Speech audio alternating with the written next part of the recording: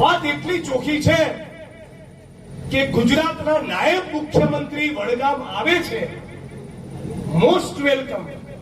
ચૂંટણી છે, હું કાલ કદાચ એમના મત વિસ્તારમાં જઉં, એ પણ મારા મત વિસ્તારમાં આવે, પણ દુઃખ સાથે એ કહેવું પડે છે કે વડગામ તમે આવો છો, બનાસકાંઠા તમે આવો છો, પણ જનતાને એટલી અપીલ નથી કરતા કે હે મારા વડગામના બનાસકાંઠાના યુવાન મિત્રો, મહેરબાની કરીને ચરસ, ગાંજો અને ડ્રગ્સના રવાડે ચડતા નહીં. આટલી અપીલ પણ કરતા નથી. ડ્રગ્સનું દૂષણ બંધ થાય,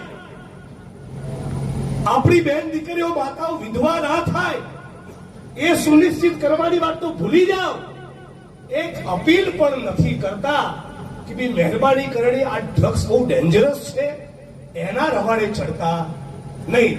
તો એક સવાલ, આ મંચ જે અમારું પરિવાર છે, ઓડિયન્સમાં જે મિત્રો વડગામની સામાન્ય જનતા છે, જે કોંગ્રેસ પક્ષ સાથે જોડાયેલા હોદ્દેદાર આગેવાન છે, તમામને એક જ વિનંતી કે તમારા આત્માને એટલો સવાલ પૂછો કે જે ભારતીય જનતા પાર્ટીની સરકાર આપણા વડગામના, બનાસકાંઠાના, ઉત્તર ગુજરાતના યુવાનોની ધમની અને શિરામાં, એમની નસોમાં જે સરકાર અને પોલીસ પ્રશાસન ડ્રગ્સ ઘુસેડવાનું કામ કરતી હોય, જે તમારી એક આખી જનરેશન, એક આખી પેઢીને ખતમ કરવા માંગતી હોય, એ કઈ રીતે તમારો વિકાસ કરે?